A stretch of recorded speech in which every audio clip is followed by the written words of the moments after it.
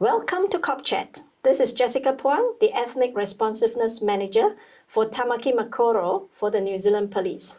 It's been a while since we last met, simply because of the COVID lockdown. I've been missing you, and it's wonderful to meet you again. So today, I have the honor of inviting Detective Inspector Christopher Barry from Counties Manukau Police to talk to us about KAMINI. Welcome, Detective Inspector Christopher Barry. Can I call you Chris? Of course you can. Jessica, thank you. Hello to everyone. It's a great honour to be here, take part in the show today. Yeah. I would like to, thank Apna TV for allowing us to talk to the audience about something that we are passionate about so that our community is kept safe. So today, the topic is about KAMINI. So recently, this topic has come up quite often within our police station. So what is KAMINI?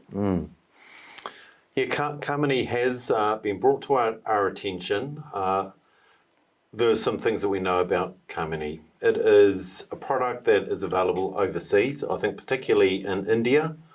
KAMINI is purported to have several benefits, but in reality, KAMINI is actually a harmful product.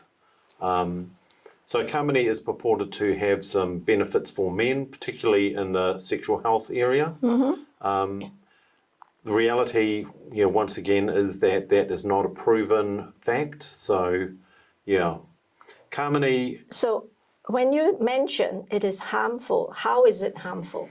Because if this is being used by certain people for medicinal use, or maybe, like you said, especially for men, then why is it harmful? Yeah, the reason that it is harmful is that it actually contains addictive and also illegal drugs.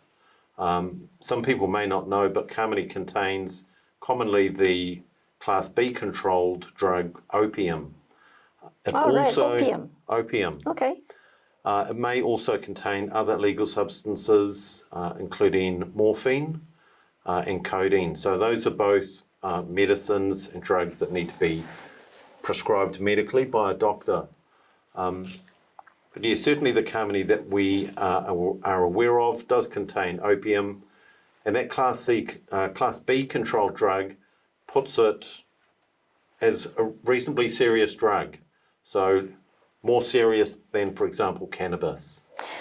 So is it legal or illegal in New Zealand then? Very clear that KAMINI, if it contains any of those substances, it is certainly illegal, either to possess it, to purchase it, to consume it, and it becomes an even more serious issue or crime for anyone to import or bring it into New Zealand, or to sell or supply it to any other person. So has it been found in New Zealand already at the moment? Yes, it has. Unfortunately, I have to say, it is and has been available in New Zealand, in the community. And we know that a number of people in the community are selling and supplying this drug. It has been brought into New Zealand. And sadly, a number of people within the community have become addicted to the substance. Already? I think already. Oh, right, yes. Okay. So who sells these things? How are they being sold?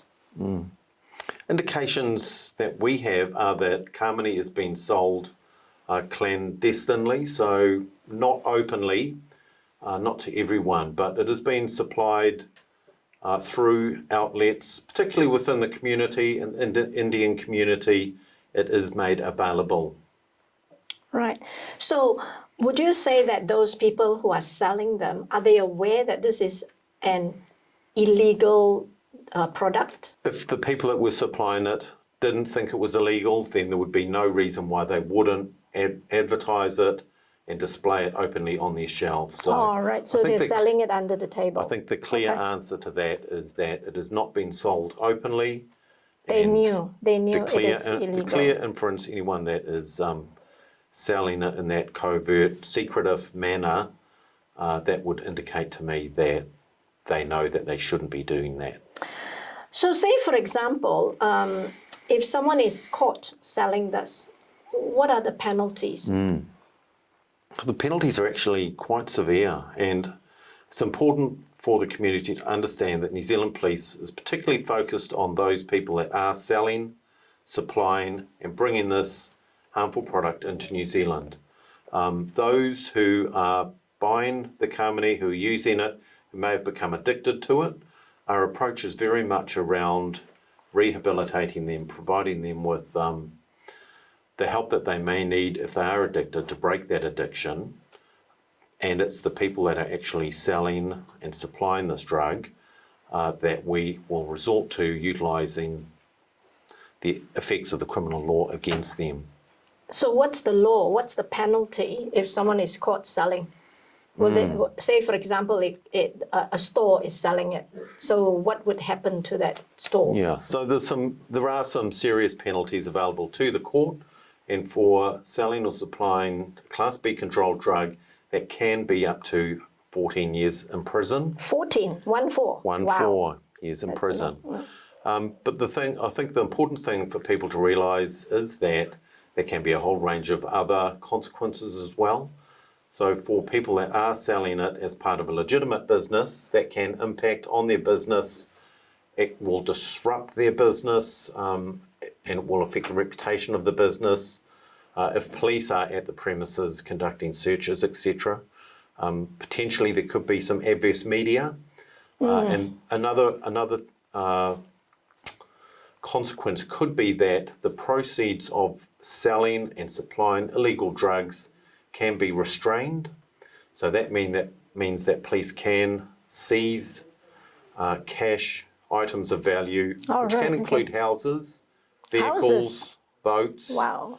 Yeah, if there is proof there, or if there is a case that those items have been purchased through the funds that have been obtained illegally from selling drugs, then all of those goods can be at risk. So there's some really harsh penalties and some deterrents aimed at those who are looking at selling it and addicting people and causing that misery and harm. That's quite a serious penalty, actually, for 14 years, and possibly even the assets of that the person who is selling could be seized in that sense as well. Correct. So this is what I think in our police term we call it the asset recovery, isn't it? That's that right? right. Yeah. That's right, So Jessica. Yeah. it's really not worth the risk, really. And especially if it's harmful to the people, to the community, I think it is important for us to work together so that our community is not harmed. I think that's the main thing, rather than looking just at the money that they're going to make from that. I think we should be advising that as well. All right. So Chris, if we were to say, what are some of the main messages you would give to our public audience in terms of this KAMINI? Because, by the way, I want to ask, is this drug legal back in South Asian countries? Is it legal? Do you know that? Yeah, I can't really comment on that, Jessica. I'm not sure what the law in say, for example, a country like India, whether there is one law for the whole country. Look, I'm not sure, but perhaps it is more accepted or overlooked in India. I don't really know. But regardless of that, it is illegal in New Zealand. So whatever happens in countries back home, whether it's legal or not, it is important for the audience to know that anyone who is using it, purchasing it, selling it, importing it, you could be liable for a conviction, a charge. Yeah? That's correct, yeah. Do you want to share with us more about the harm? I really like to know about the harm, because people need to know. Yeah.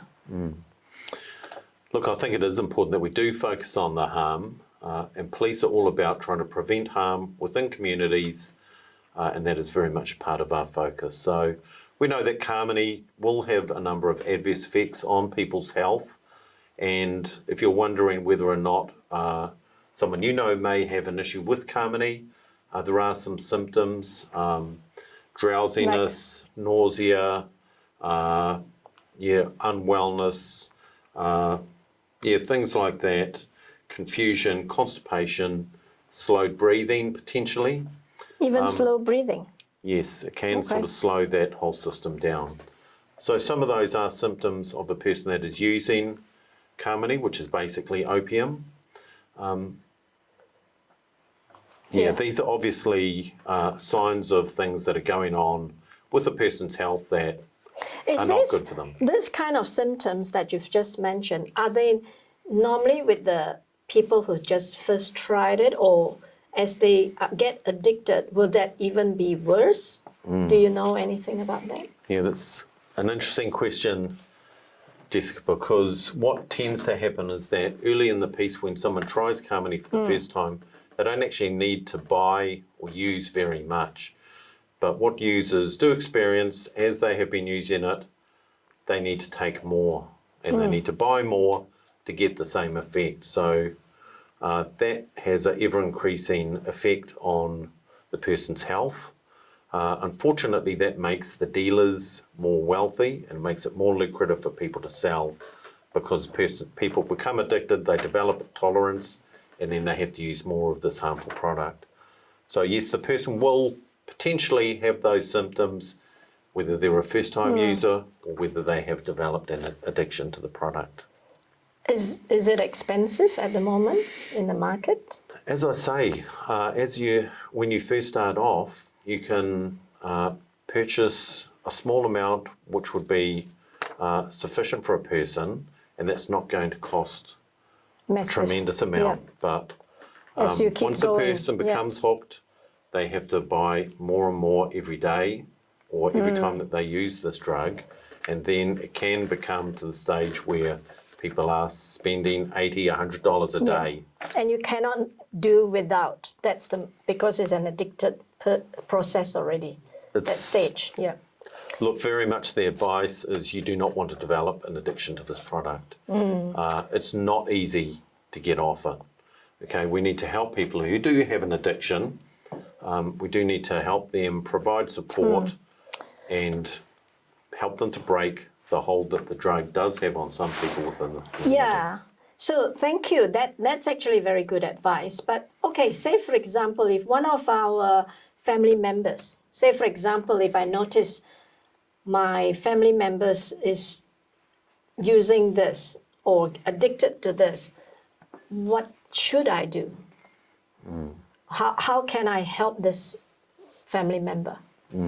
So I think there's a couple of things, Jessica. First, speak to your family member, find out what's going on, see if there is any explanation, find out whether they are using a substance, and then it's really important that we support and help people from a health perspective to break free from this addiction. What sort of help will there be? There's a number of agencies. Like I know one of the ones that we have out of Manukau is CADS, a Community Alcohol and Drug Service. But there's many and it's a free agencies. Service? Is it a free service? There are free services provided through Ministry of Health. Okay. And oftentimes the best first point of call is a person's doctor. Yep. Go to the doctor, talk about what the issue is, the addiction, the substance, and your doctor will be able to help.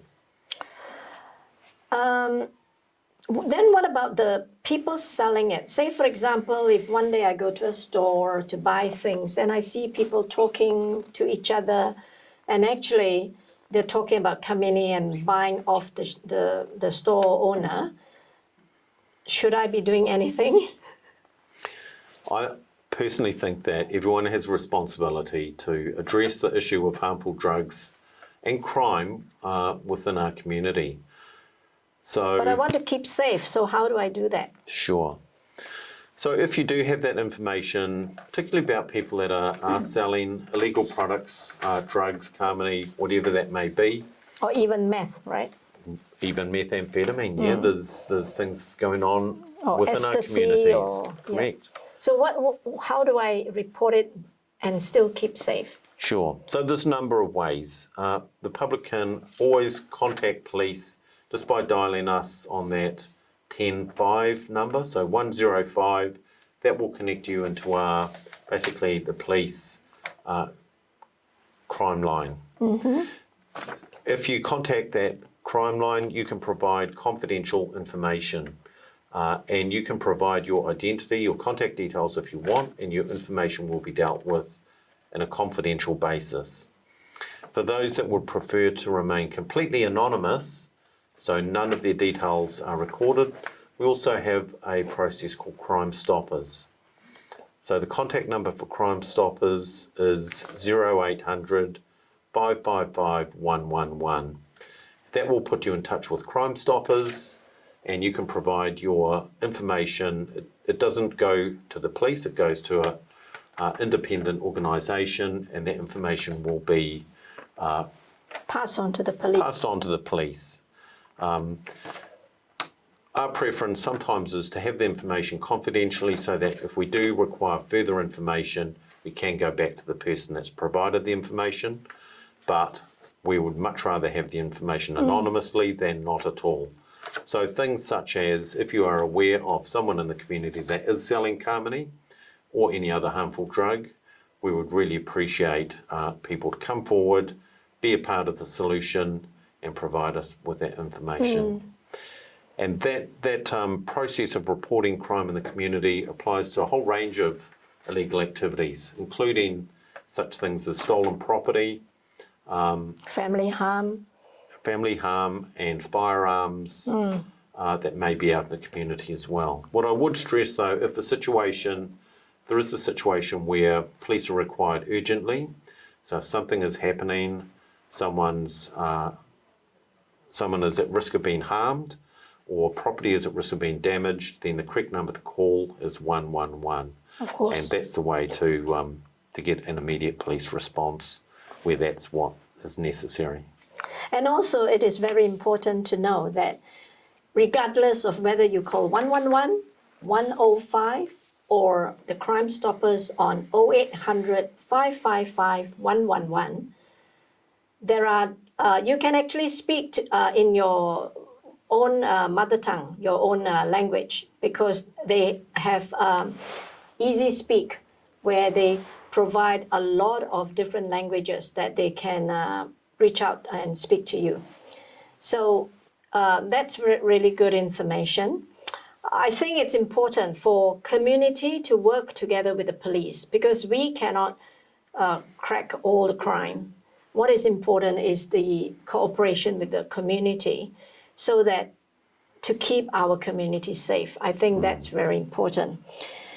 So say, for example, if my child, say, for example, my brother is really addicted in this, and I know you said they can get help, but exactly where is this help from?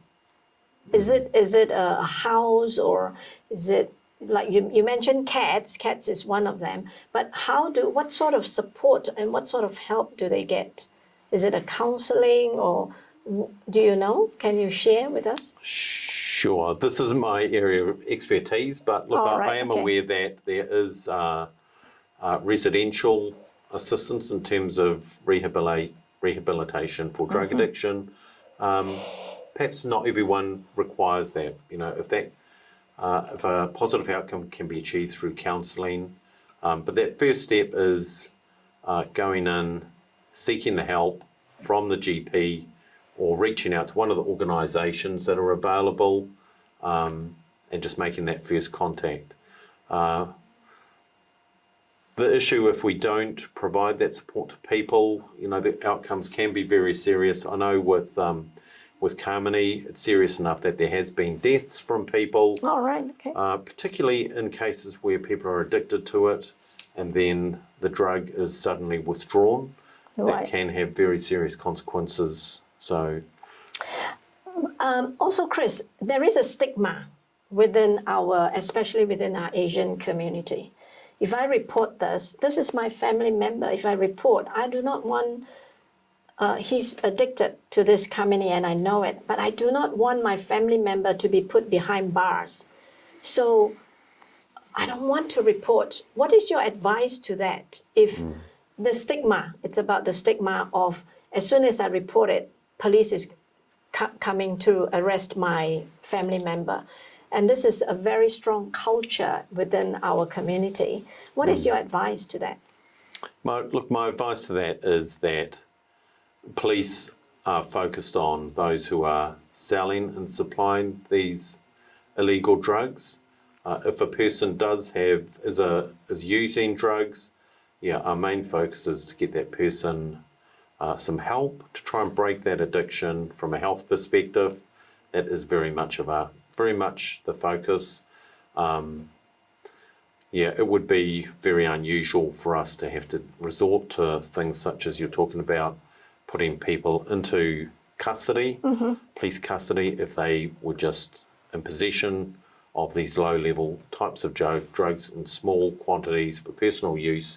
That's not really the way that we deal with things. Just much more of a health focus and trying to get that person well again. But for those that are selling the drugs and hooking people in and benefiting and profiting from other people's misery, other people's addictions, and all the financial harm that it causes within families, because people are having to buy more and more of the product, the people that are becoming wealthy from that, those are the ones that we are targeting, those are the ones that we're going after, and those are the ones that we're particularly interested in getting information in relation to. So people that know if there are small shops or individuals that are selling these illegal drugs in our community, call the police. Please be part of the solution. Yep. Pass that information on so that we can make our community a better place and a safer place. Yes. So, is there anything else you'd like to, any more messages that you want to give to our audience today? Look, I would just like to say that we have a fantastic community in New Zealand. We are a very diverse community. I have worked in the police for 32 years, and look, I know that we have amazing families and people out in the community. There's a lot of people that are finding things tough, particularly this year having come through COVID. Some people are vulnerable, and we just would like to do our best to make this community the best that it can be. And we very much rely on the community to help us achieve that. Police can't do that by ourselves. So thank you very much for all the support that we do receive from the public. And that's what I'd like to say. Thank you. Actually, you know what, Chris, I've worked with you for some time now. You're one of the very culturally sensitive officer that I've known, and I want to thank you for that. In fact, I think your advice today, I'm sure many community will benefit from it. And the fact is, we have solved a lot of crime through community working with us. So you will not be alone just because you call the police and you, hey, will I get into trouble? I can assure you, many of the crimes being solved are actually through community cooperation. And so that's all for today. Thank you for watching Cop Chat, and I would like to thank Apna TV again for allowing us to give this opportunity for us to share and messages with you, and also keeping everybody safe. So, goodbye. Thanks, everyone.